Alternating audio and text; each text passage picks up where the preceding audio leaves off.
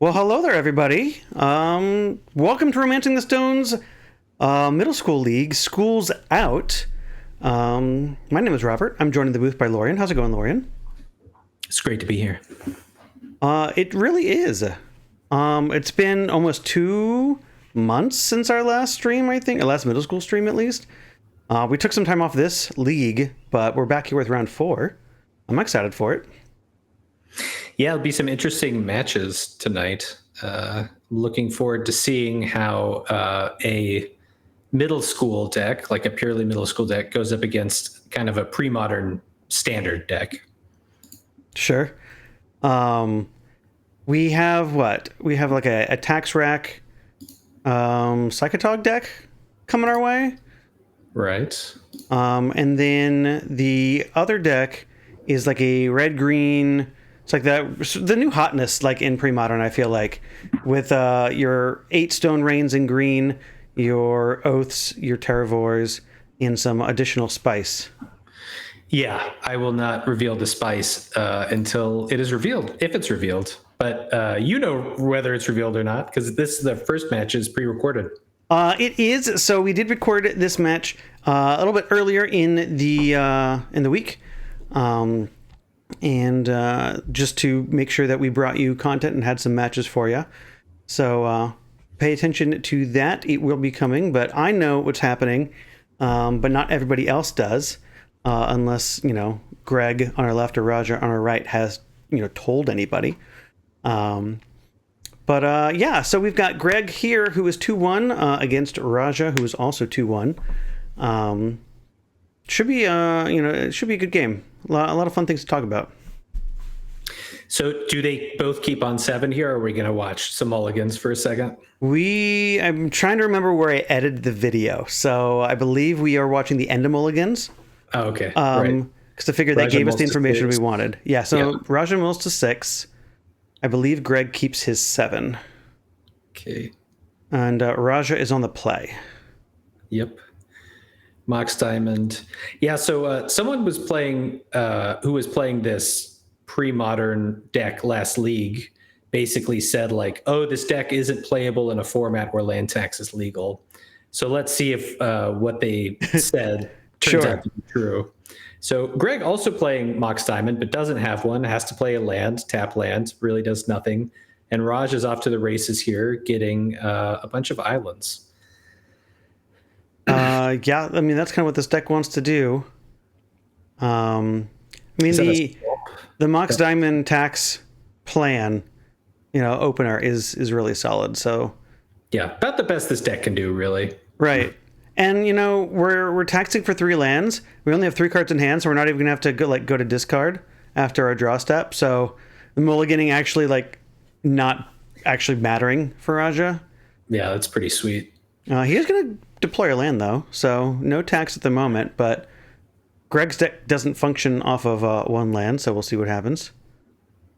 All right, so Greg goes for a Sylvan Library, which is a very good card. I bet if Raja had a counter spell here, he would counter it. Let's see if he does. No, he just goes for the Enlightened Tutor. Yeah, this is probably getting a scroll rack. Scroll rack, yeah. So I have, just for those tuning in, this is pre-recorded. I technically have seen this. I tuned out as much of this as possible, so that way I, don't know everything, every little detail. So I'm going to talk as if I don't know what's happening and just assume that it's true. Yeah. It'd be great to see a Daze here from Raja. It'd be pretty powerful. I think he probably would have just done it first had he had it and not Enlightened Tutor in response. So guessing, doesn't have the Daze. I mean, I think that makes sense, right? Because dazing doesn't stop our Enlightened Tutor plan. So I think that would have just been a free daze if we'd had it. Yeah, absolutely. Yeah, you'd be tapped out at that point, but still in a pretty good position. Thermokarst, like the land destruction spell, is not going to do a lot here. Not until Greg could also get down a Sphere of Resistance or something to really stop Raja from doing anything. All right, so now Raja's really firing on all cylinders here. He did have to skip a land tax trigger in order to get that scroll rack. Yeah, that just tells me that we probably have a gush. A gush. Interesting. Or even a days here, maybe. So looks like Greg's going to deploy a Words of War. We're going to fetch with Wooded Foothills, grab a mountain, and Words of War. So Words of War and Sylvan Library have a fun interaction. Sylvan Library lets you draw some extra cards during your draw step. Words of War lets you replace draws for shocks. Yep. And you don't have to put those cards back. You don't have to take damage if you do a replacement effect. So, right. What was the other 4 mana enchantment that Sylvan Library was comboed with back in the day? Oh. Is it Abundance? Is that the name of the card? Or something kind of like that? Now I'm picturing cards and I can't remember their name right now. See if yeah, so like it is Abundance, yeah. So Abundance lets you, instead of drawing a card, reveal a land or non-land. Oh, yes. Use land or non-land and get one. So you basically like get to draw free cards. Here it's a little bit different. You're not drawing free cards, but you are just like you could just like dome Raja for 6 every turn if you wanted to. Yeah. Which is a pretty good little clock. I mean, you could just decide like, you know what, I'm not gonna do anything else. I'm just gonna dome Raja for 6 every turn. See if that's enough. I don't know if that's what he'll do. I don't actually know if that's the best play. It's a 4-turn clock, so yeah. We'll see. Now, notably, the way this works, right? You get your draw step. At the beginning of your draw step, you draw a card. That doesn't use the stack. That just happens. But then a trigger, is on the stack for Sylvan Library and saying, hey, do you want to draw 2 extra cards? If so, you got to put 2 cards back or pay 4 life for each extra card you've drawn. However, with Words of War, you can just preemptively say, I'm going to replace my draws during your upkeep, and you'll replace your draw step draw. Sylvan Library goes on the stack, and then the trigger from Words of War goes on the stack.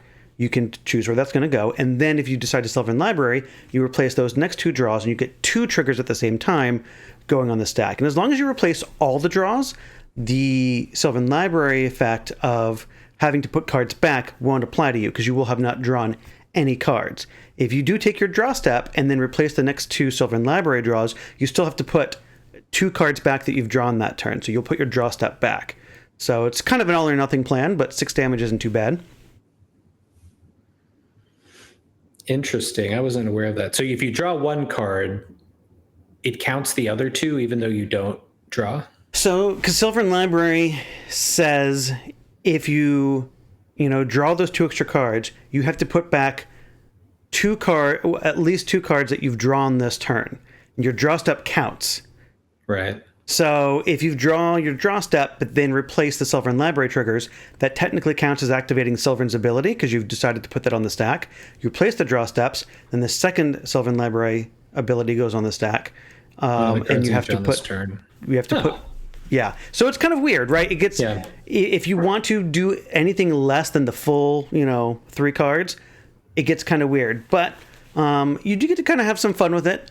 And, we see Raja's response on his turn. He takes a lot of game actions and deploys a Psychatog. And Greg on his turn just says, I'm going to skip 3 draws and throw them all at Psychatog. So that's what Raja's doing right now. He's making Psychatog not die to all of this. So it looks like we've removed 2 cards to keep alive from the first trigger. So the next 2 go on the stack simultaneously. This is interesting. I wonder what Raja has in hand. I mean, like, Gush is good, obviously, but that's only like 6.5 points of damage. It just seems like a losing proposition in this. Yeah. I mean, Psychatog is going to get pinged for 6 every turn. This is a good way to kind of, check the Psychatog. And I think that's maybe what we're seeing Raja thinking about here. He's we've done the math once, and then we've decided, what, this is not going to be a winning proposition. So that resolves. We enter the main phase. Greg deploys a Rishadan Port. And now Raja has full range attacks to his heart's content now, but we kind of have this the Psychatog in check. Yeah. I mean, I would think the play would be like, okay, Words of War sucks for Raja, let's keep as many cards in hand and scroll rack so that then we can find a Seal of Cleansing and get rid of this thing. Yes. That it would be a wonderful, wonderful path here if we can do that. Now, it looks like we've got a full grip, or close to full grip from Raja here. Yeah. Yeah. Well, we're going to tax here, so that's going to give us a lot of draws. Right. Yeah. I definitely think it's important in a tax rack deck to like not pull out lands that you're going to have to discard at end of turn, because it just thins your deck of like this limited resource. Once you're out of land tax cards, then like scroll rack isn't as good.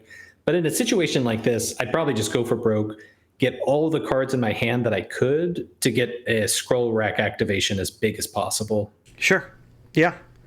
I think that that's fine, right? If we can't beat the Words of War, then we have to dig for the answer.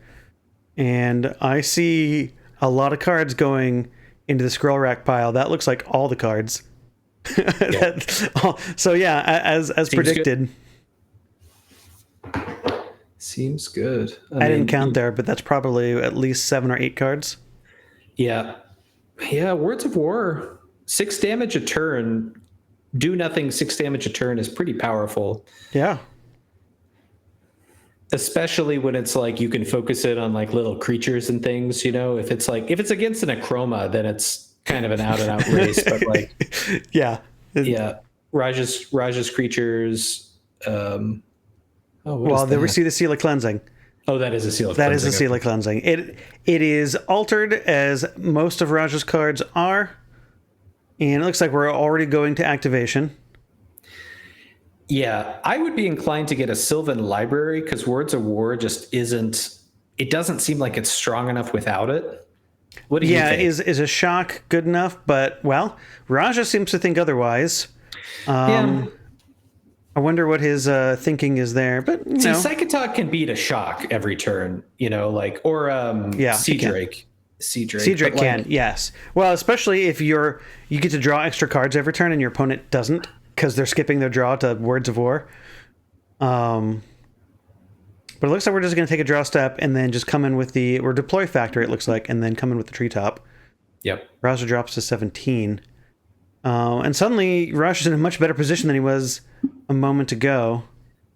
He is. And, I wonder how many Sylvan Libraries Raja thinks are in Greg's deck. Is it more likely for him to draw another library than a Words of War? Yeah, that's a consideration. Maybe. I will say, like, this red-green deck is obviously very powerful, but it doesn't really have any card advantage outside of Sylvan Library. It's a draw off the top deck, right? And Sylvan Library allows it to not draw off the top so much. And like it's playing almost 30 lands. So I think actually, I think like getting rid of Sylvan Library could very easily neuter Greg's deck. But at the same time, I mean, he's already got 5 power on board with these creature lands. So, sure. He could do something. That is a nice thing about not really having card selection outside of Sylvan Library. Like you can at least just like attack for 5 every turn. Yeah. But Raja is going to deploy another island and then rack for 3. There's just, I guess, putting some basic lands back on top. Draw our 3 cards. We've got to have plenty of action in here now, right? At least maybe some counter magic. I would hope so. I would hope that Raja, drew something of relevance. Second tax. Okay. Second scroll rack. Interesting. Embarrassment of riches. All right. Yep. All right. So Raja got rid of a swords earlier. I don't know if I would consider that a miss. I think discarding it to Psychatog. I think playing the Psychatog in that spot where Words of War was already known about doesn't seem great. And like swords is pretty good against these these creature lands, or like Terravores. Yes. Greg gonna take a draw step and doesn't have much to do other than attack for 5 and play a land here and fetch. Raja just dropped down to 12. Yep, Greg's got a solid clock. This Esper Taxrac deck definitely can have some like aggressive starts, like turn 1 Meddling Mage, turn 2 Sea Drake. That was actually the line that Andrew Webb, when he kind of like showcased his deck and he won the league, that was game 3 against Landstill, and it was enough to just blow the control deck out of the water. But yeah, I think Greg's doing the smart thing here. Raja has no threats. He's going to win the long game. He's got his little Rube Goldberg value machine up. Greg's just going to try to beat him with some creature lands. So, speaking of Andrew winning with this deck, do you know the history of this? Because I always saw that as just a Andrew Webb concoction, as he has many for this format. Did it exist before then? Did he just modify something? Do you know anything about that? All I know is that I was actually working on a similar brew at the time, but it was heavier. So like black, white, blue. Blue is the middle one. Yep. So what I was doing was having more black and white basic lands with blue in the middle and fetch lands to bridge the gap. Sure. And so I was like, I want to play all the best 1-mana creatures, duress, swords, land tax, just like, I just want to play efficient things. I don't want to play these dumb little knights to win. Let's play Psychatog. Unbeknownst to me, Andrew was brewing something similar, and I think he has like the cooler list because his has Gush, Daze, because it relies heavily on blue, and Sea Drake. So those are all like really powerful cards to make sure that your land tax activates. So yeah, I think it was just like we just kind of were in the same headspace, which happens, you see these tax rack decks, you're like, I want to play this deck, but like red white doesn't seem the most interesting to me. What else can I do? And I think we both ended up in the same place of like, oh man, Psychatog is like one of the most powerful, cheapest creatures.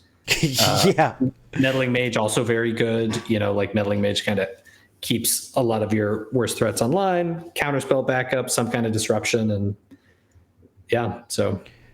So while we've been chatting, Raja was able to tax on his turn a whole bunch, deploy 2 Psychatogs, discard a card, 2 Psychatog for hand size, passed the turn.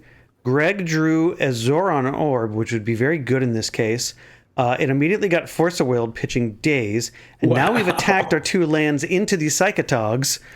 I'm assuming just to reduce our land count to prevent the tax, but we're at 14 and we have full grips, and it's not going to be hard to beat these things in combat. And I think we might be dead on the crackback, but let's see if Raja has a Gush here to just really. Oh yeah, that looks like gushing. Yeah, we do gush. Right. Okay, that is the card with glare. This has to be lethal. Well, maybe not. There's actually a lot of cards removed from. Well, we had a full grip to start, right? So we probably. Okay, so we're not going to trigger. Oh, okay, so we're going to waste our non-basic so that way we can prevent the tax on this turn. But Raja only had to. It's a play of desperation. I mean, sure, yeah. In order to like beat the factory in combat, we only had to discard 1 card, and then we had to discard 1 more card, and then remove the 2 cards in the graveyard to beat the. Treetop. So we probably have quite a few cards in our hand. We'll see. It looks like we just attacked for 2. Okay. Second main here. What do we got? Is this a Sea Drake? Oh, Sea Drake would seal the deal, right? It is a Sea Drake. It's a Sea Drake. So this is another card you cannot play in pre-modern, as it is from Portal/Starter, I believe. Yep. Yeah, so this deck really highlighting the cards that you can play in middle school that you can't pre-modern. Land tax, Force of Will, Sea Drake, which like Sea Drake is the weakest of the 3, but still very good at this deck. It is. Absolutely. Raja missed a point of damage there. Had to discard to hand size. So discarded the Psychatog after combat. Not the best that is, and that was because he returned an extra island to his hand that he probably didn't anticipate. But now he's got 1 land, so we're going to tax here. If Raja has any lands left in his deck, Greg's just dead. There's no way. 1, 2. 3, 4, 3. 5, That 6, makes 7, 10 cards in hand, 8, 9, plus the 10. 6 in he's play. dead. Yeah. He's super dead. Yeah. We deployed another Words of War, though. So, like, if we got to untap, we could give Raja the business, but... A little too slow. Yeah.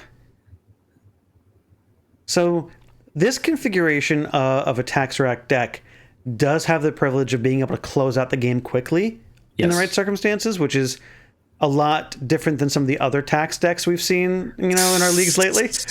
Raj is saying I still had all these. Right.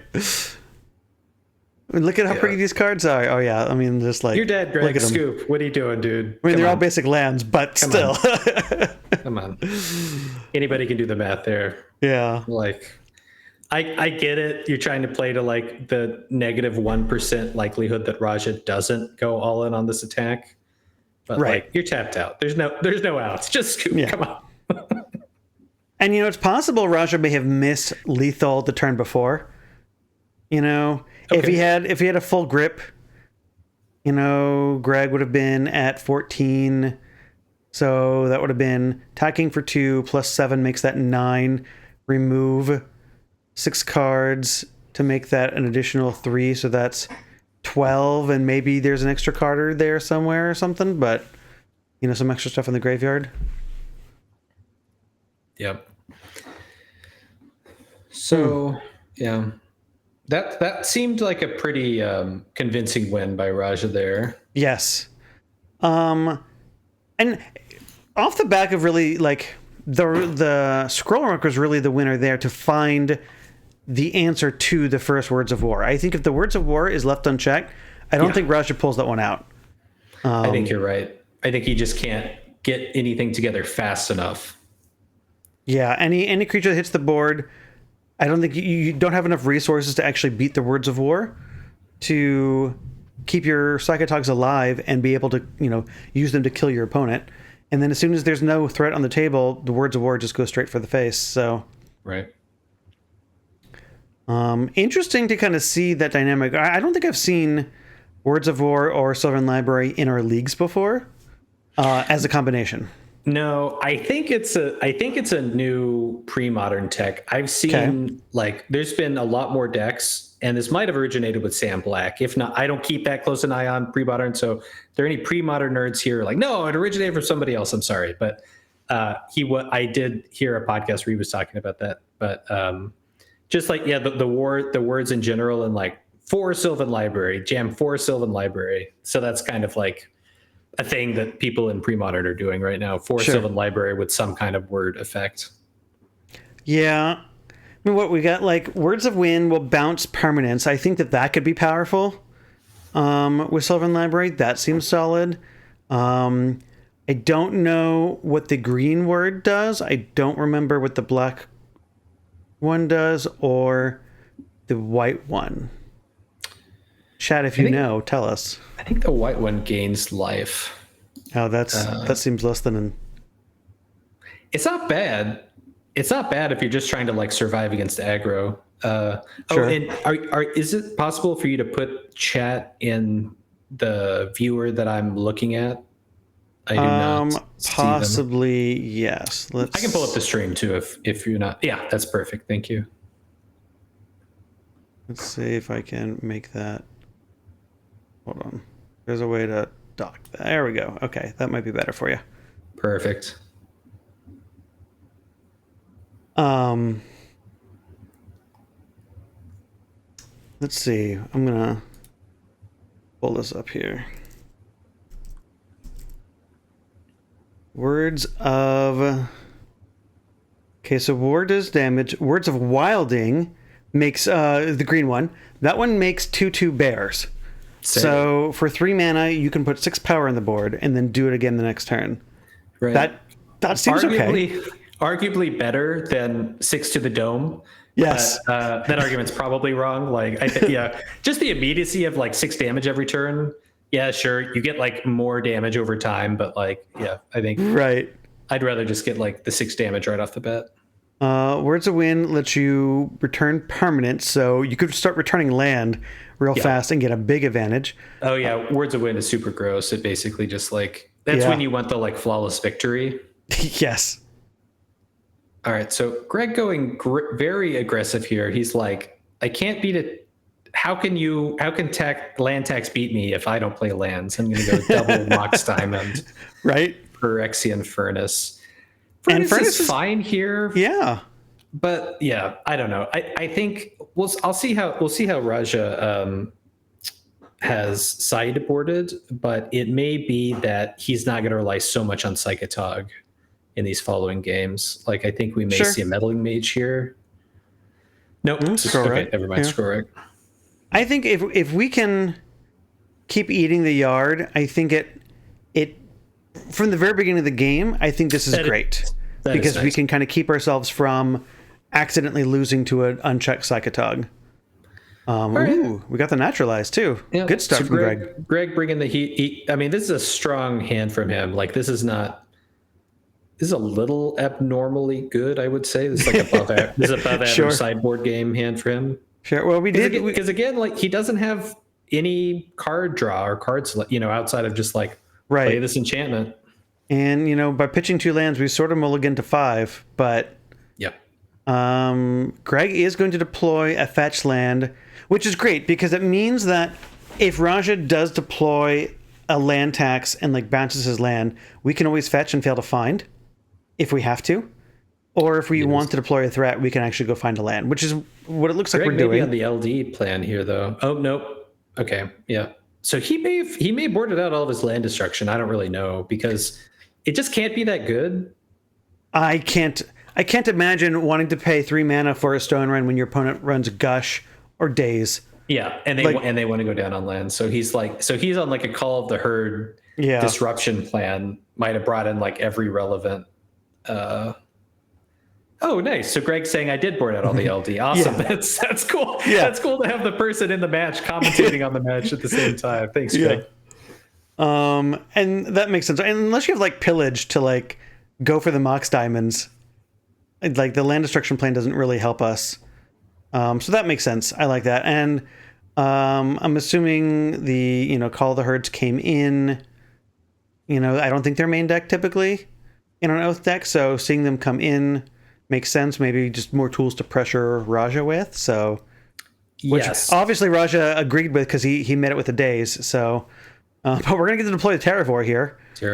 Now we've eaten some of Raja's land in the graveyard, but Terravor is still going to be a beefy boy. I think be at least 4 power.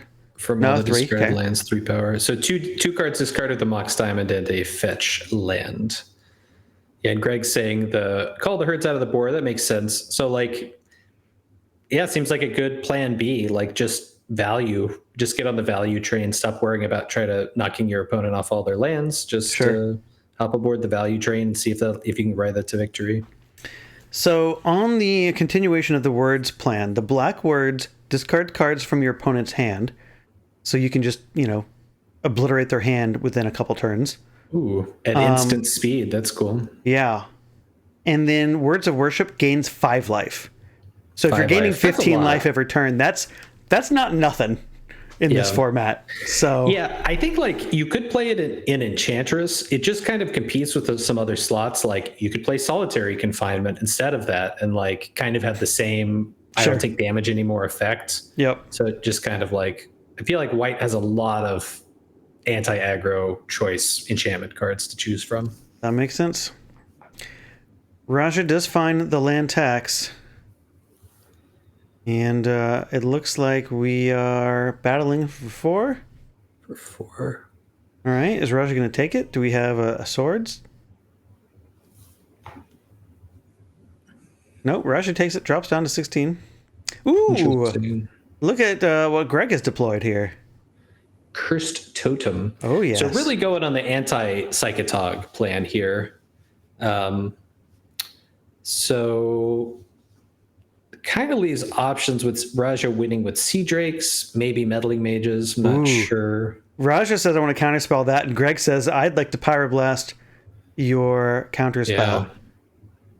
So the only thing that would have made that play better is if that had been a Red Blast, but, shrug.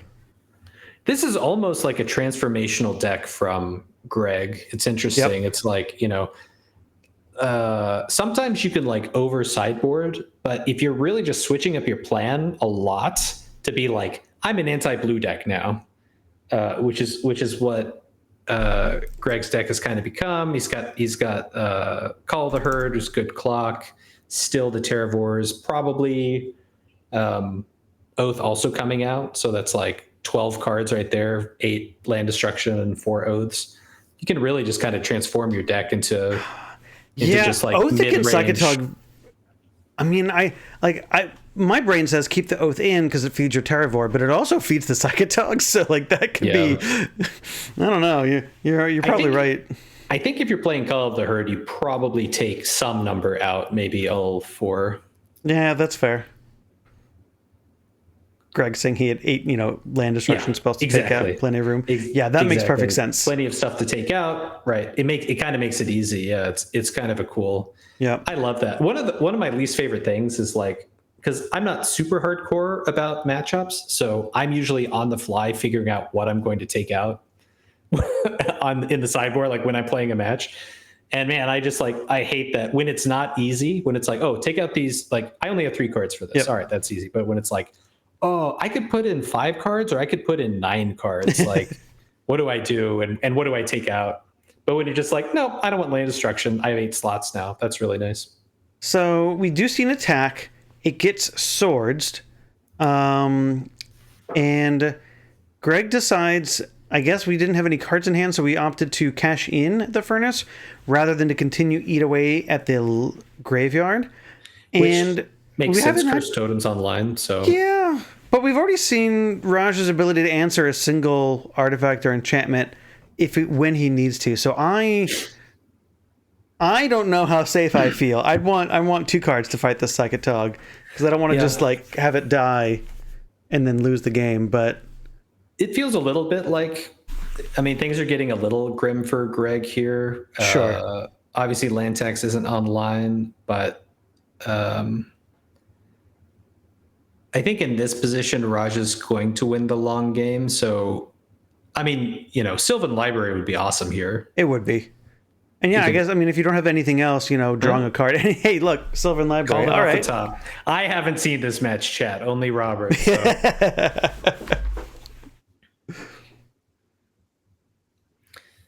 So let's see what Raja can do. All right, now it'd be a great time to play a Sea Drake and get this double land tax going, but he doesn't. Raja just passes the turn. All right, so we're only going to draw. We have 23 life.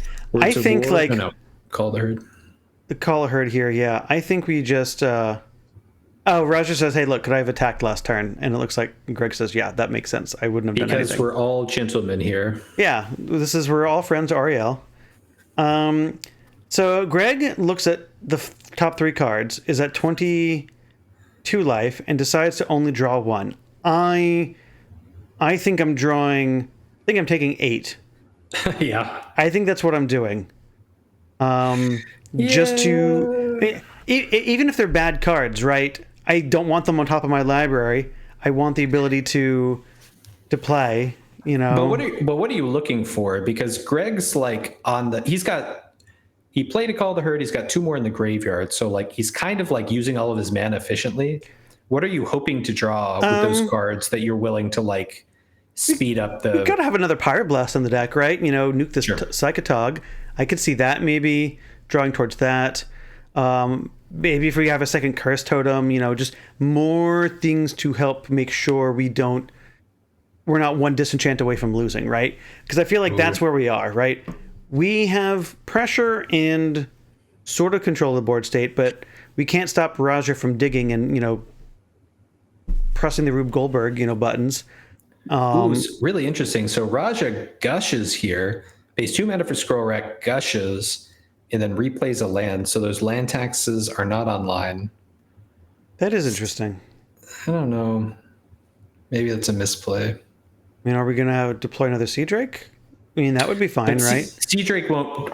If there's only 1 land out, Sea Drake won't bounce it. It specifically has to have 2 targets. So this is true. Could have been a punt. Still be maybe pressure. Like got excited. The pressure might race this elephant token. But now it looks like we're going to racks for that's probably at least 5 or 6. Yep. leaving 2 cards in hand. Okay. Or maybe Raja. I would have racked before I played the land. Keep the land in hand if you want to make sure you can play it. But yeah, okay. So this makes sense. There's a seal. Yeah. I wonder if he had it though. I kind of feel like he dug for it and then he found it. That's what I feel like too. So I think, I mean, obviously it's like easy to be a backseat driver, but like maybe you rack first and then you only replay the land when you know that you found the seal. Otherwise, you get a double land tax trigger, which is huge. Yeah. I mean, well, yeah, I guess that's fair, right? Because if you don't draw, you keep the land in hand either way, so you're not getting an extra card out of the rack, but you know if you're going to get the tax the next turn or not that way. But either way, it worked out. We found the seal. We're going to look at 3 cards, still only draw 1, crash in for 3. So Raja just keeps the seal on the board, just kind of as a threat. Ooh, Sphere of Resistance.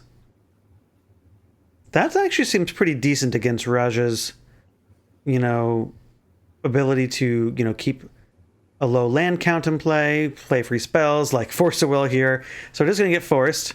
Raja will drop down to 12. And Greg's out of cards in hand. Ooh, that hurts. Raja has to force pitching a null because he doesn't have the open blue mana. So cast it here. Okay, so Raja now can seal the totem if he wants and attack for lethal if he has it, which I don't think that he does. Sea Drake's a good draw, though. Sea Drake is, a very good draw. Because now we play second land, get to return both. Both taxes are online, and I think that makes the Psychatog lethal next turn. Yep. Somebody in the chat asking, do you have to have 2 lands to play it? No, you don't have to have any lands in play because it's one of these it's like a goofy portal card. So it's not like, if you can't sacrifice it, there's nothing that complicated in Portal. It's just bounce 2 lands. And it's 2 target lands. That's why it works this way. Yep. So you don't have, it's not up to 2, it is 2 target lands. Yep. And it is a trigger. It's not like a cost. Yep. So another cool thing you can do is play Sea Drake, target 2 islands, gush in response. The effect fizzles, but again, there's no like sacrifice rider. Yeah, so it's just pure value.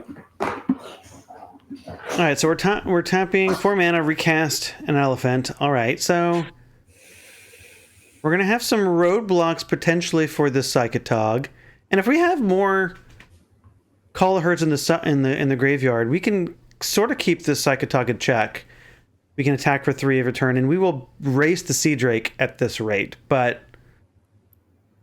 we won't be able to attack into a Psychatog profitably. Raja does drop down to 9, but now we get to double tax, and we're 1 Sword to Plowshare away from the game being over. Right. I mean, Greg will still go to 23, and there's still quite a lot of life to dig through, but we just drew 6 extra cards, 7th for the turn, and I think we'll have 14 cards in hand. Right. Oof. Right? That's Raja's deck does not have a way 21 damage from a Psychatog. That's 21. Oof. Yeah, plus the 4 in the air, so that will beat a sword. That will beat the Sword to Plowshare's play, bringing Greg to 23. So, yeah, that's all we need, and Greg is out of here. Oh, interesting. Well, we're not going to take that line, or we don't have it. I wonder. We could have taxed for it. I would have scrolled a rack for it. I mean, Raja's taking a conservative line here. I don't think there's any way that he can lose from this position. I would highly doubt that he can lose from this position, but I think he's going to have to discard a bunch of lands here. Yeah, I would have just like racked for and look for the Sword to Plowshare, and unless we boarded them out. No, I couldn't imagine. Yeah. So yeah, if we actually had a full 14 cards in hand, we, I mean, I guess we pitch real cards instead of lands, but I think that that's fine. So it looks like Greg is being very aggressive here and attacking with both elephant tokens. And That means we can't even block. I mean, Raja could just take this and just have 2 active Psychatogs. And does Greg have a? Well, I guess it doesn't matter if he has 1 Call of the Herd in the graveyard. He needs 2. Okay, so Greg does have the Oaths. Okay. The Psychatogs easily take care of the elephants, but then we do play the Oath. But now there's no blockers, and Greg is at 16. So we did take, it looks like, an extra card off of Sylvan that turn. Yeah. Maybe like a play that doesn't disrupt Raj's hand so much is like either take 6, although you could die to a bolt or something, and that would be really stupid. Or you can like double block 1 elephant, pump each of them once, and then take 3, go to 6, and win on the crackback. Yeah, maybe. Yep. Raja's saying he did not have swords in hand, but that he made a bunch of misplays. Made some misplays. So we're searching at the end of turn for E-Tutor, or we're casting E-Tutor to search for the Steely Cleansing. I'm assuming that's for the Oath, but I don't think we need that, right? I think we can just tax and...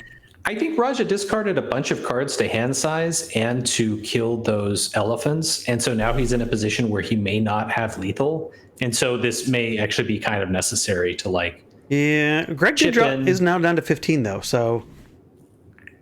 4, 5, 6, 7, 8, 9, 10... 11, 12, 13. Plus the Sea Drake. Yeah, if Raj had a full grip, I think that'd be lethal, but I think he may have had to discard some cards to keep his Psychatogs alive. That's fine. I mean, it's like he's honestly like... All right, well, here's an attack for 6. Tax Rack deck is so powerful it can kind of insulate you against some, minor misplays and stuff. Sure. And like, there's real decision fatigue with this deck 3, as well. 4, 5, 6. He's going for it. We're already at 6 cards discarded. We're attacking for 6, so that's 12. We have plenty of cards in the graveyard to remove. Yeah, this is going to be lethal.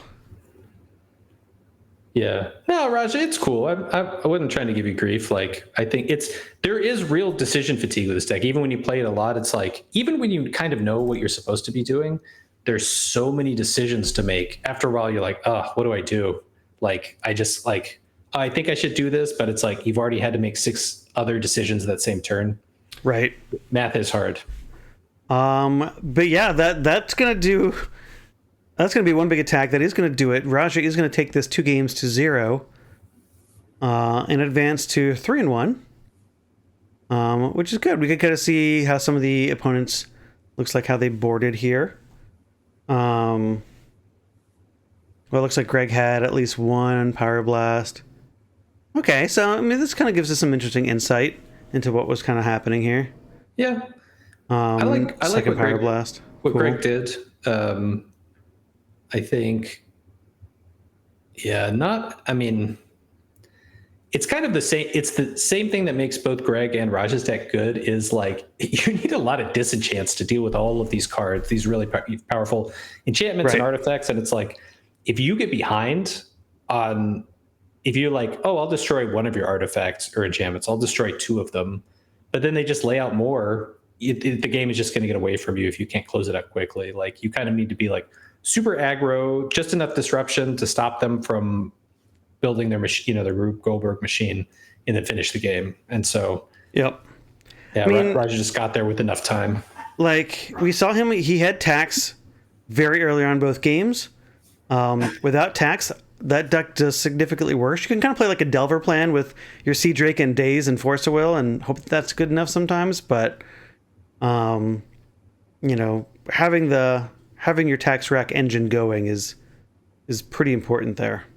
For sure. Yeah, and that deck is like a little, like, it does have Gush, which is very nice. So it does have some card draw outside of tax rack. But it definitely can.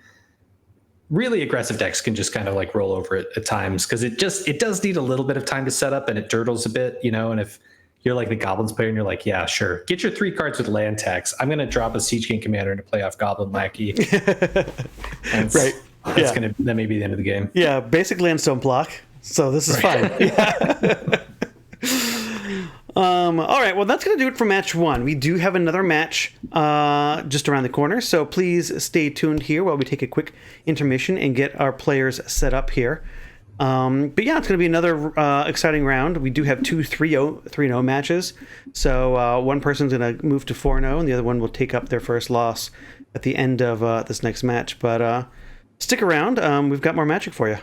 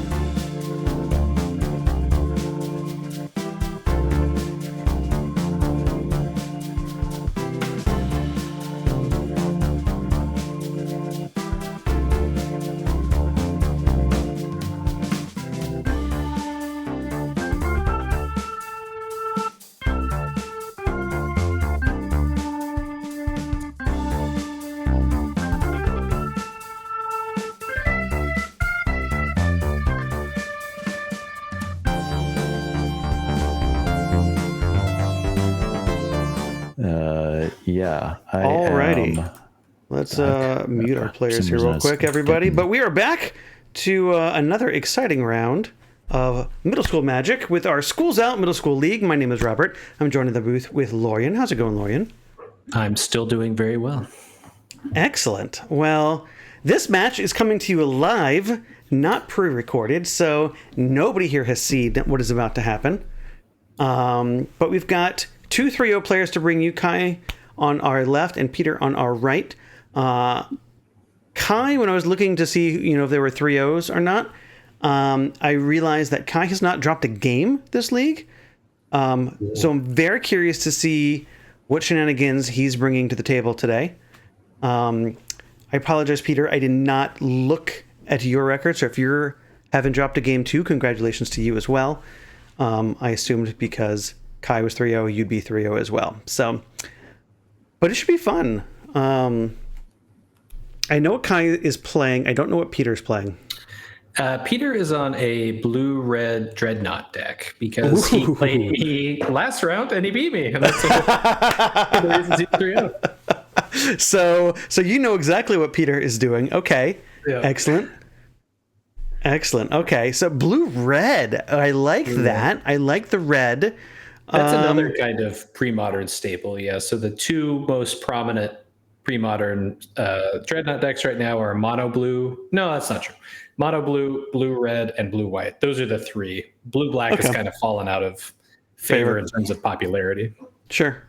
I'm assuming red is probably for what, fling or something? Fling, fire ice. Okay. Can't remember if lightning bolt or not. No, lightning bolt is in there. Yeah. I think lightning bolt makes a lot of sense. Just it interacts with a lot of the creatures in the format, so that's good. Interesting. Well, I'm kind of excited to see that. I haven't personally gotten to see the red-blue variant yet. We've seen blue-black, mono-blue, and blue-white in our leagues a number of times. But I don't think I've seen the blue-red version. Yeah, I think I don't really know what the thinking is. I mean, any of those decks are really good. Right. It could just be a preference thing. I mean, you get like some of these play Grim Lavamancer. I don't know if Peters does. Oh, sure. Like, you get some nice burn. You might be a little better against like little creature decks, which Dreadnought can be very strong against little creature decks if it gets a fast Dreadnought. If it gets a little bit behind and there's like a disruption or like a seal or something. Yeah, maybe you can't race. Sure. Yeah. So what did you say what Kai's on? Yeah, so Kai is on what he nicknamed it Middle School Dredge. It is a kind of a full English breakfast combo with like I believe Hermit Druid. Hermit Druid, yeah.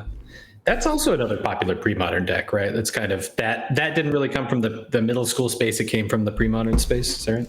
I think so. I didn't stare too much at his list, but it is from what I gathered, it's very all in on this combo. So if you're not prepared to interact with your graveyard or stop your opponent from casting their spells, you might be in for a tough time. Yep. And Peter with the island here signaling he is ready to counterspell things. Yep. So Kai doesn't get the pre-roll that he might. Like the nice thing about Kai's deck against a lot of the field is like if your opponent is just some random mid-range deck, you're like, oh, it's gonna be a steamroll, like right. The trick too, like I think with something like Kai's deck too, is not only do you have to have the interaction, but you kind of have to know when and how to interact. And I think sometimes knowing that against some of these decks is difficult. Now survival is very obvious. If I can counter that, I think I should. So we're going to see Peter drop to 18, and maybe he grabs a basic island and says no to that. Sure. Oh. Okay, so we're just fetching in a turn to... Okay. We'll see what he does here. Maybe he just meant sure in the sense that sure you cast that spell, but... Chat saying that Kai is essentially on turn 2 survival or turn 2 Hermit Druid to then kill you with either of those two things. Yeah, that's pretty sick. I mean, right, just like doubling the number of turn 2 win cons in your deck seems good. Now, if we are playing Dreadnaught, we do have stifles in our deck, right? So we could stifle a Hermit Druid. We could stifle a Man, what would one be of these other the activated funniest abilities. thing to stifle in this deck? Is there anything that like would make Kai lose the game? You stifle at the right time. Let's see. You can't really stifle the actual English breakfast combo.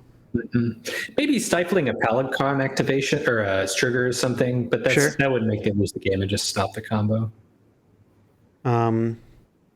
Yeah, I mean, if we use Hermit Druid to flip over the deck into the graveyard and then stifle, any of the relevant combo pieces that just stop it for a turn, that's enough to make Kai like draw out and lose. Right. But this is also a good way to interact, is attacking your opponent's life total. So we're going to see the stifle played here. And Dreadnaught will remain in play. And the jig is up for what Peter is doing. Let's see if Kai is going to just race it on his end, or if we're going to try to interact. Yeah. I have a hard time believing that Peter wouldn't counter the survival if he had it. Sure. So, but maybe, because like now, if he does have counter spells, survival is a little dirtly, right? So by the time that Kai does whatever he wants to do, it may be too late. So I wonder, like, if Peter had the nuts, maybe he like wouldn't have even bothered counting survival. He's like, yeah, go ahead and screw around with that. You're going to be dead. But sure, he obviously had to get a piece of it from that impulse, I think, because he didn't just cast it turn 2. That'd be my guess, but I don't know. Maybe he wanted more information from what Kai was playing. We could also play the tempo play of just stifling the first survival activation. If Kai only has one creature, then that could be it. No more survival activations. That's true. Yeah. That is a good point. That's interesting. So for those joining us in chat, welcome. We do appreciate you being here. We do try to stream our middle school leagues as often as we can. We took a little hiatus at the start of this league, picking up the stream here in round 4, but we will bring you rounds the next, I believe, rounds 5 and 6. I think we have 6 rounds, and plus our conclusion of our top 8. So we appreciate you joining us here. I will say there's some severe weather happening right outside this window. Hopefully it doesn't take down the stream, so cross your fingers. If you've got some one-time dealers, cash them in. Make sure that we stay up for you guys. This is like a sleight of hand from Peter? Sleight of hand from Peter. Kai, interestingly, doesn't activate Wall of Roots on his own turn. I would have maybe expected to see that, but... That does surprise me. Maybe... I think we just want to block for the full 5 trample damage, like the full 5 damage, and then activate it before damage actually resolves. Oh, funny. Right? Well, no, Kai just took it. So. Okay. That's... Sure. What do we... I don't know what's... I mean, maybe he's just a little flustered. He could have just forgotten. Sometimes, like, when you're staring down at 12 and you're like, what the hell am I going to do? You're like, sure. I forgot to activate the Wall of Roots. Oh, Peter's going to show the second color and have the fling. And they're going to take game 1 here. All right, so we're going to out-combo here. Interesting. Wow. Well, that sometimes happens, right? I wonder if Kai had it on the next turn or something similar. Because he's certainly, I wouldn't have expected to have gone from 20 to 0 that turn, but no. But now Kai knows that red's there. I did like the sandbagging of the red, because it's like, right. Not that there's probably a lot that Kai could have done, but just the, oh, I'm a blue deck. No, I'm actually a red deck too. Right. Yes, surprise. I like that play. I think that's a good heads up play. I'm going to assume he had the red mana the whole time, and didn't just draw it for the win. But Yeah, that maybe. was good. Yep.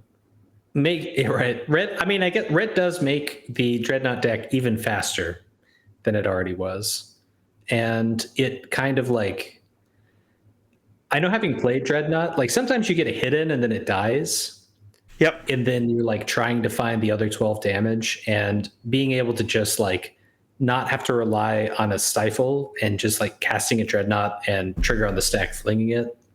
Yep. I bet that feels good. Yeah. No. That's absolutely. I mean, the deck did exactly what it wants to do. Yeah. And seemingly under very little pressure from Kai's side. I think it's hard to tell if you don't know exactly what Kai's deck consists of. You may have been a turn away from losing as well. Yeah, and Kai did miss a land drop there, which is unfortunate. I mean, I think that's why he ran out the wall. I'm just, yeah, I think you got to try to use your mana efficiently. But this deck, I'm just like staring at this deck list, and it's a little different than I thought it would be. Sure. I don't want to like give it away to audience members or like future opponents of Kai, but I'm like, there's some kind of like infinite or super combo here, but I can't quite put it together in my head. Chat's kind of pointing out some of the lines that could have been, maybe we activate the wall, we can search up the orangutan, and if we untap, then we can cast it. We didn't get to untap though, so that's kind of a big thing. And the chat also saying usually the win involves a black mana, so we can cast Unearth on a shapeshifter. We didn't have any access to black mana, so maybe we were kind of hamstrung on actually executing our combo. But right, just blue and green. Yeah, it's a bummer. So that is the the first game Kai has dropped apparently all league, and having a Dreadnought thrown at you will do it. So no shame there.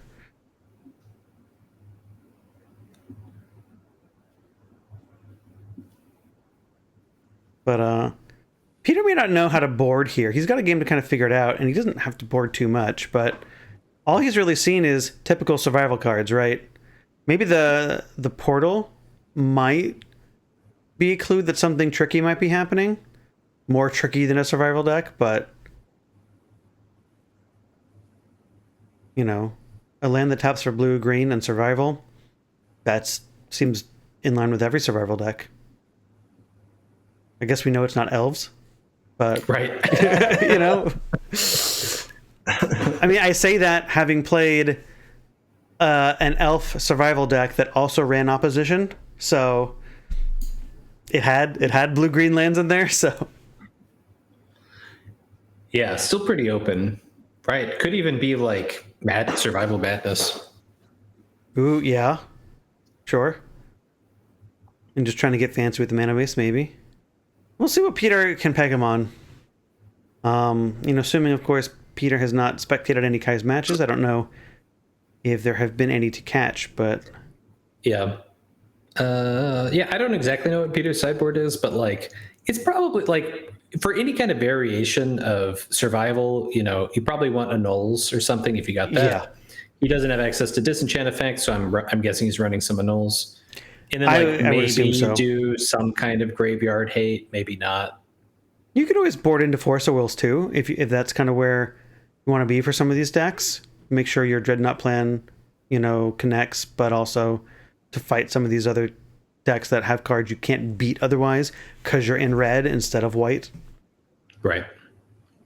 If you don't already have Force of Wills main, that is. I think annuls is what I would, make sense. If we have Fire and Ice, those seem really good because survival decks usually have, like Birds of Paradise or something, and just picking those off seem great. Yeah, for sure. So Kai's going to start off with a City of Brass here, which will make a follow-up portal look real good.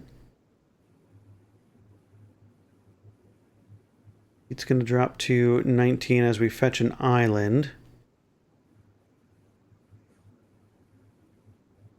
representing our null here, if we have it. Guess that doesn't really say much, right? You know, single island could represent, you know, all sorts of stuff, but Yeah, an opt, a day, right? I Yeah. don't know. Oh, okay, we're interesting. sleight of hand. Main phase sleight of hand. That, I mean, that tells me that we don't have it null. We don't have. I think Right. I'd keep the null up if I had it. Oh yeah. Unless I just have like, you know, 2 parts of my 3-part combo, right? You know, And like a Dreadnaught. one-lander, and you're like, this hand is perfect, but it needs another land. Could be that. I'm thinking too, like if we have like Dreadnaught and Fling, but just need the, you know, the stifle effect. You know, then we know that we can just like cast it and then untap and win. But I don't know. It'll be curious to see. Oh, we see a lair. Okay, that's fun. I don't think we see enough lairs in this format. Agreed. All right, are we gonna see days? Do we have days in this deck? Force of Will. My opponent returned a land to their hand. I'm fine dazing this. Right, we're gonna see Force of Will. Okay, that's fine. That counts too. What are we gonna pitch? Fire and dice. All right, I like it.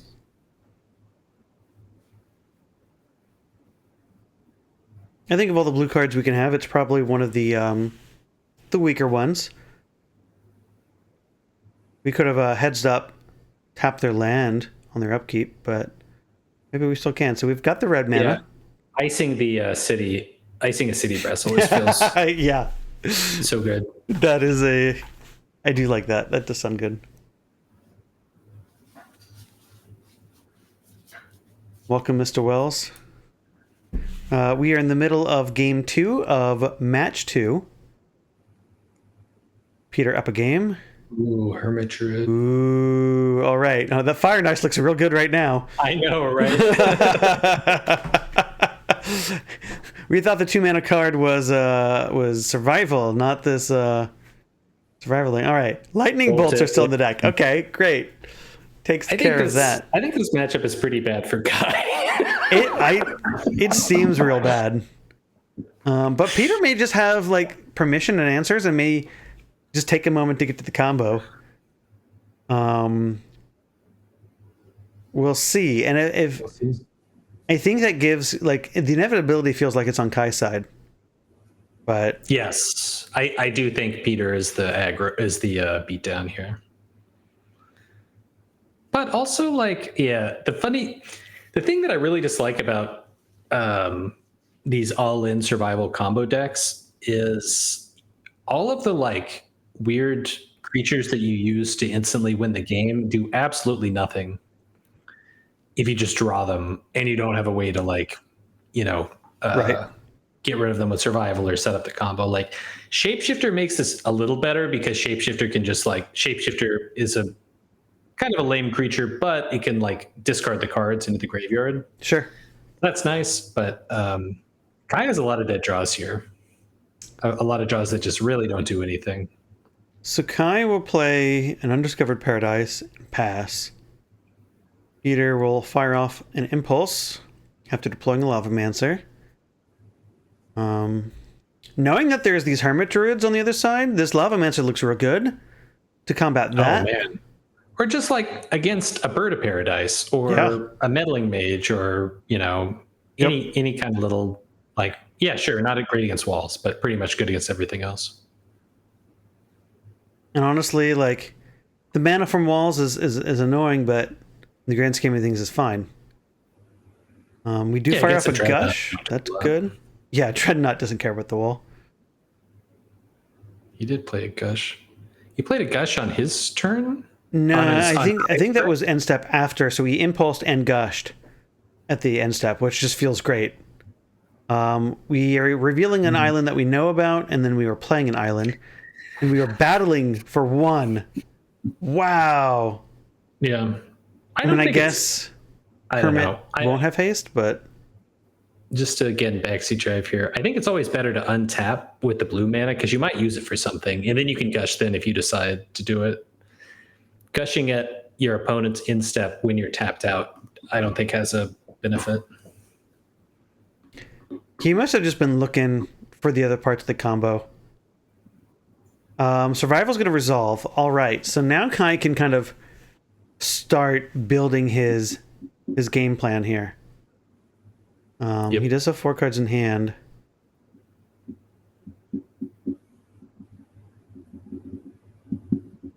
Peter deploying the island we know about. Oh yeah, Stifle would be so sick here. Yeah. I don't. Does Kai just have 1 card in hand, or does the die Kai has 4 represent cards. Four He has cards. 4 Okay, cards. never mind. Yeah. Oh yeah, if he just had 1 card, Stifle would be Yeah. insane. Oh wow, yeah.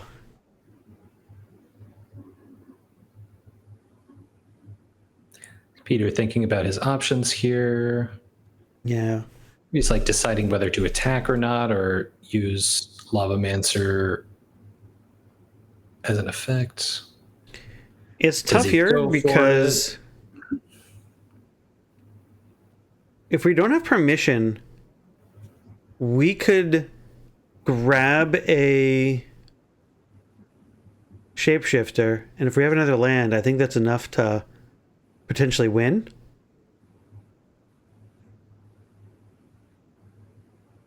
Unless we have a well,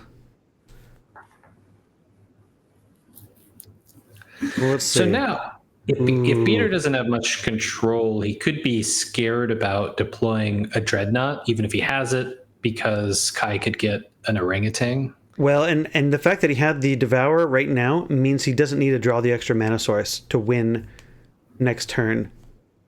All we need is the Shapeshifter to draw, and then we can cast it. It's already Devour, and then we can kind of combo off at our leisure. Stifle being the only thing that kind of stops us here. Right. Which would be pretty epic, right? If we stifle the survival for the Triskelion, and we just have this Dreadnought that kills itself. Or Devourer that kills itself, rather. Devourer that kills itself. Yeah. Yeah. So Peter's got 2 mana up, signaling that he's got counterspell mana. He could also have a Stifle. So he is at least acting like he has something. And I think that that's enough that might make Kai respect it. Yeah.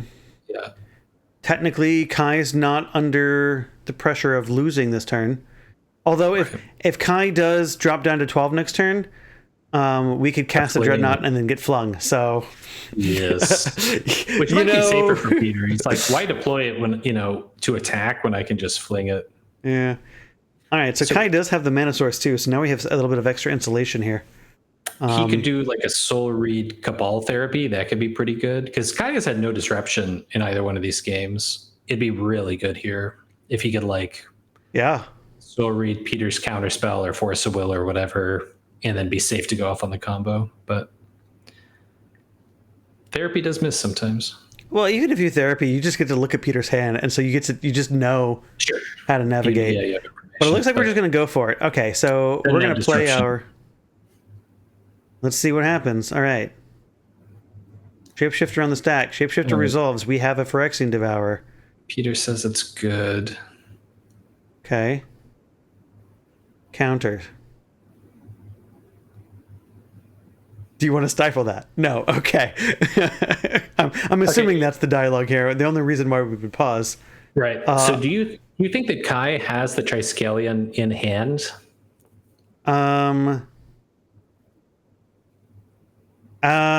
No. I mean, he'd have to be very lucky. He does need the second mana. So he would need the second mana to do that. But it's dangerous to do it now because he could flip over the Triskelion. Ooh. Yeah. Yeah, that would be. Okay, so we've got 2 counters on here. What are we discussing? Peter's just trying to figure out if he missed the window to interact, but I'm 99% sure he has a Stifle, and he's trying to figure out if he could have used it at a particular time. No, the only time to stifle is if we're going to stifle this survival activation. Yeah, the survival. Ooh, okay, Palancron. All right. Okay, so trigger goes on the stack. to exile or sacrifice the Devourer. I can't remember which one it is. Let's see. Yep.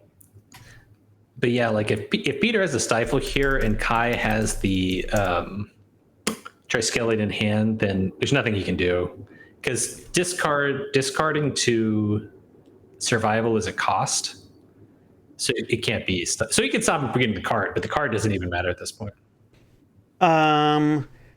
Well, if we don't have Triskelion in hand, then the survival.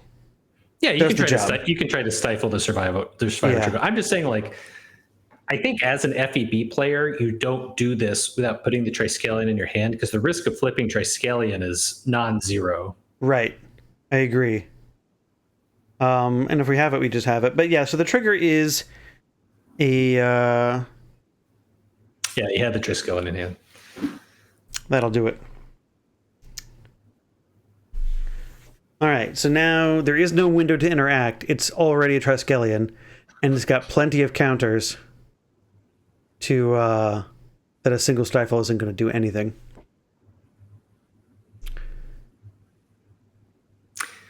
Yeah, Peter does it. Guys helping Peter along understand, like, Peter is like, what is my interaction here? Yeah. Shapeshifter is a messed up Magic card. Yeah.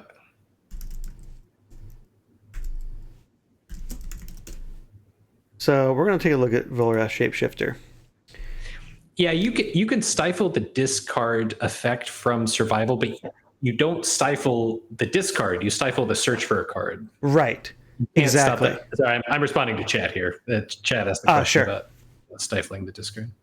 You can stifle the Volrath Shapeshifter discard, because that is an effect of paying 2 mana. Yes, choose and discard a card. Right. So, and the other weird thing about Volrath Shapeshifter that makes it just bonkers is that its static ability just is. So it doesn't use the stack. As soon as something is in the top card of the graveyard, it just is that. And so it'll just violate all sorts of timing restrictions that mess with a lot of things about, that we know and love about the game of Magic the Gathering. But yeah, it looks like Kai does successfully execute the combo in a way that Peter has no chance to interact with. Yeah, so Peter's saying he missed the window, not revealing what window it was or what he could have done. Maybe could have vision. Another play is like maybe vision charm the top cards of Kai's library.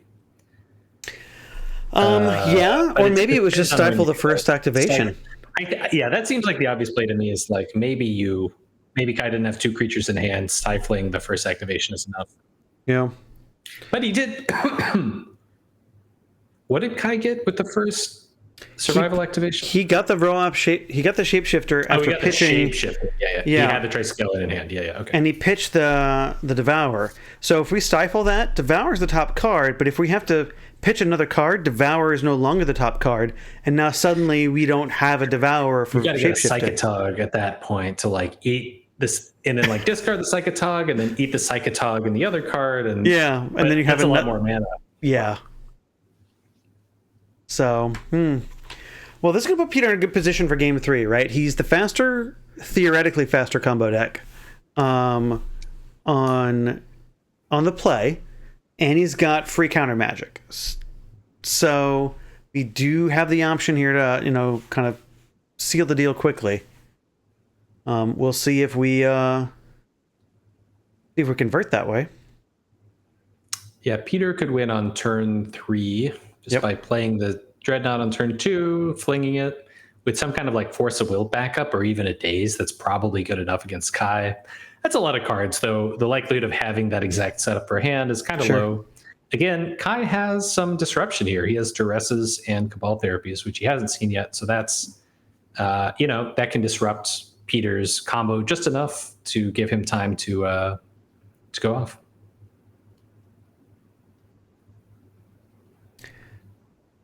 I'm trying to. I don't know if there's a way for Kai to go off on turn 2. I think it really is just turn 3.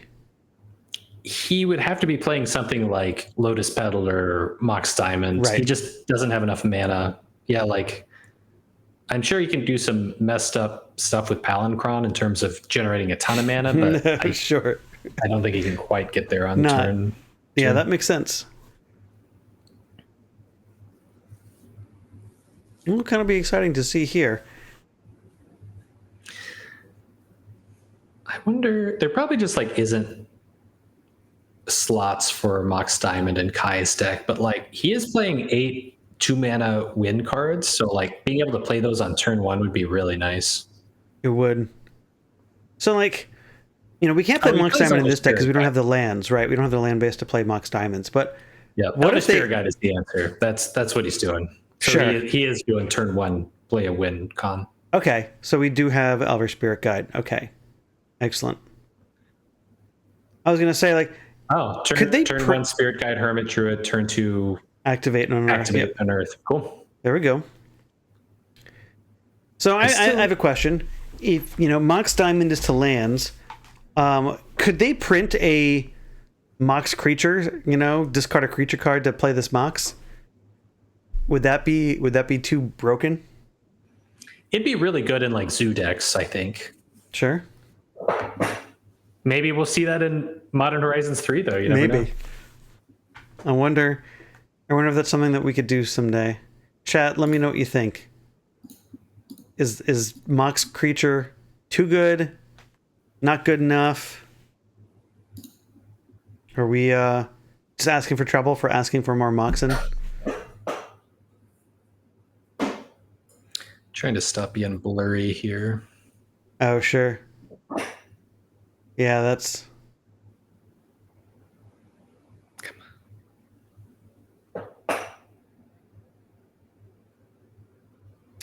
You could try just cover the camera completely and then let it just focus off of what comes up after that. I tried.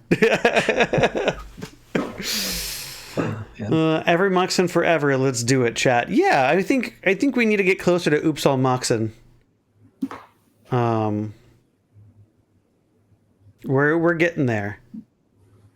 We can play, you know, the first 5, 4 opals, 4 ambers, some tantalite because we want to play bad cards. Lotus petals are honorary Moxen.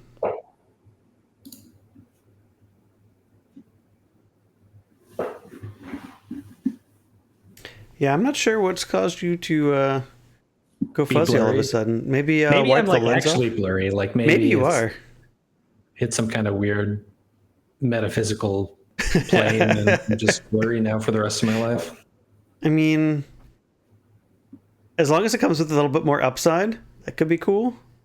But There we go.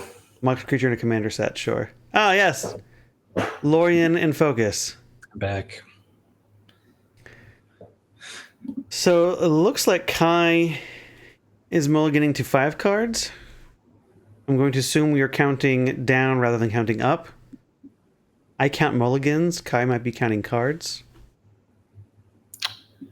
I hope think we're he not at counts 5 cards. mulligans. I think it's in cards. I mean, if we had 5 mulligans, we're going to keep 2 cards. What are the best 2 cards Kai could keep against Dreadnaught? God, I don't even know. Land Like- Annul, land, you know, Shatter. Isn't there like a 1 mana green destroy an artifact card? Crumble. I don't know if it's legal. It might be like a Chronicle set. So I think it's in anthologies or anthologies, 4th edition. yeah. So we can play Crumble. Chrome Mox Rob. Okay, we got Chrome Mox. So, okay, yeah. Yeah, Chrome but Mox is Chrome. way better. Yeah, is Chrome Creature. Chrome creature. But see, discarding a creature rather than like imprinting it is not the same thing. We use it the same way. All right, so look at this. We see our Mox creature in the form of the Spirit Guide. I got the days. Oh no! Disaster has struck. Dazed back to the Stone Age on a Mold of 5. Oh, Peter Not will like have to have this. truly nothing in hand to lose this game.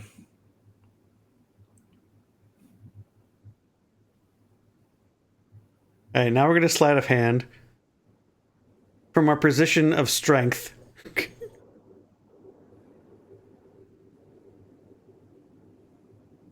Well, I think Guy had to go for it. I mean, it's not, I guess he could have waited. If he had another land, he could have waited till turn 2 and then have the Spirit Guide to pay for days, but then counter spells up. Yeah, I don't think we play around days. I mean, how sick would it have been if he didn't have the Spirit Guide, though? Oh, we do have the land, though. Oh, daggers. Yep. I wonder if we rip that. Because we would have played that instead of the mine, I think. Oh, yeah. Yes, you're right. He did top deck it. Yeah. Yeah. Great deduction. Now, Peter, I doesn't seem to have the combo immediately. I would have just snapped it off, but we are going to snap off an impulse, I think. Yep, here's an impulse. Okay, cool. This feels kind of like Counterburn, only instead of some derpy win conditions that you kind of have to grind with and get there, you just get to play Dreadnaught, which just seems way better. Yeah. Dreadnaught's a really powerful deck that, it's like you get a lot of these control spells, and then you also just get like the silliest creature in the format. Yep.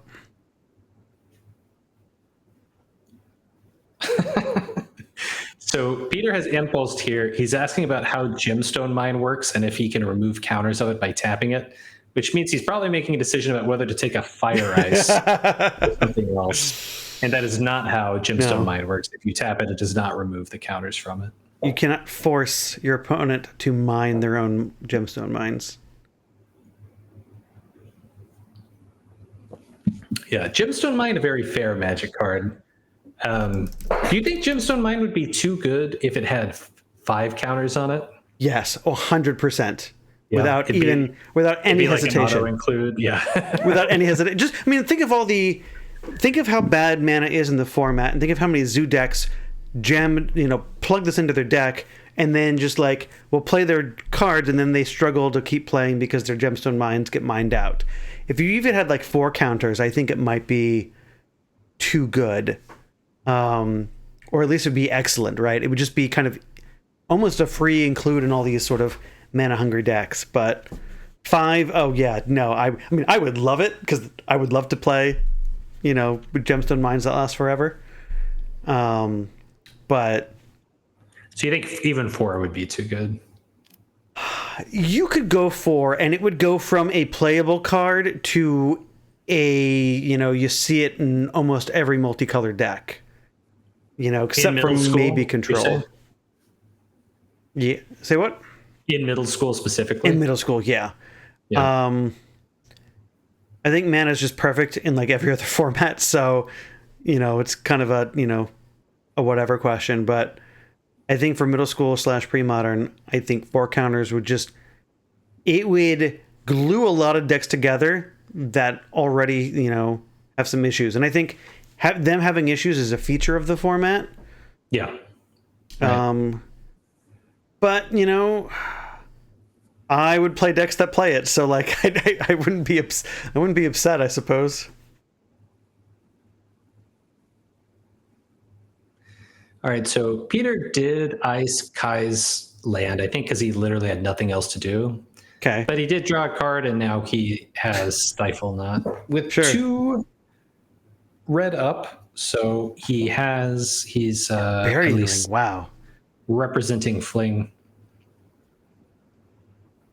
All right, we're going to cycle Unearth.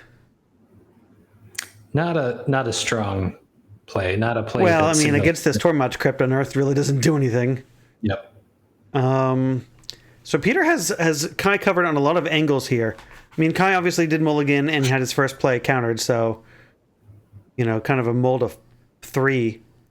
Just kind of impossible. And like 3 cards that you are not the winning cards. Like he had his winning card countered. Yeah. I don't know. We have 3 cards in hand, one of which is an Undiscovered Paradise. So Kai's going to have a whole bunch here. Kai is going to take 12, and we're going to see Fling. Peter have the Fling? He does. Oh, that'll do it. Wow. Peter still had all those. He still had all those. Wow. That was wild. Yeah. Game 3 was kind of a It was a blowout. Yeah, from the blowout. beginning. Yeah, exactly. I mean, right, like we mulled a 5 on the play, exile a You got the card, jam. You got the jam. play a land. We had 2 cards left in our hand after that, so yeah, that's not much to do there. But Peter's going to go ahead and take this game 3-1, and he's going to advance to 4-0. So congratulations to Peter there. We've got 2 more rounds after this, so we will have 6 rounds, I believe, in this league. I can't remember the last time we had less than 6. We keep hitting that magic number, which is great. That means we get to play more Magic and bring you more streams, which is wonderful. I'm kind of looking forward to it. It means that I have a better shot of making the top 8, having picked up my second loss. You think so? You think a 2-2 can convert into a top 8? I mean, if my, I played against Stu this round. If Stu could just win out, Yeah. and I can win out, my tiebreakers might be good enough. Because we'll see. But if all of my opponents that I lost to could just win out from here, please make that happen. If they all win out, then that means that there's a bunch of people ahead of you, right? But it makes my tiebreakers are slightly worse because you've lost more than them. Yeah, but at least the people I've lost to have won, so my tiebreakers get better than the other people who have lost the same amount of times that I have. Yeah. I don't know. Like, just whatever math nerd can figure out, who needs to win so that way I can get in if I, just rattle off some wins. I'd like to make another top 8. We'll see.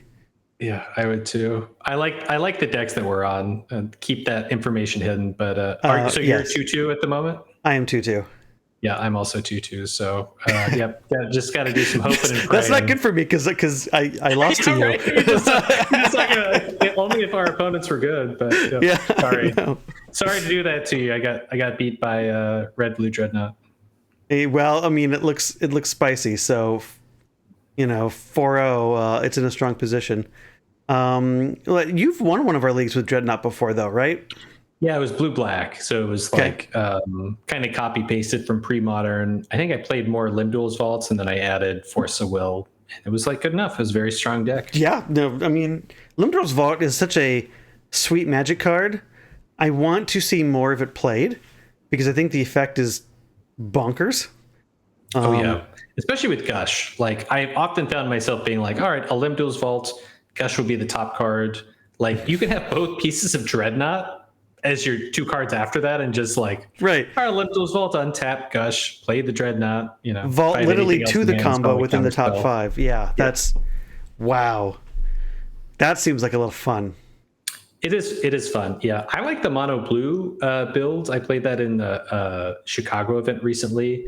That's cool because you can play Force of Will and foil pretty easily, and 4 Gush and 4 days, and that just having all that feels so good, and having I don't know how many, you're up to 12 free spells and 7 or 8 pitch counters depending on how many you want to play. It feels very good. All I can think about is I just want to get my Ankh of Mishra in play, just so that way I can punish you for bouncing all these lands to your hand. The problem is you only need 2 lands to kill me with Dreadnought, and then I'm dead. Yeah, and I can Vision Charm the Ankh of Mishra if I'm really desperate.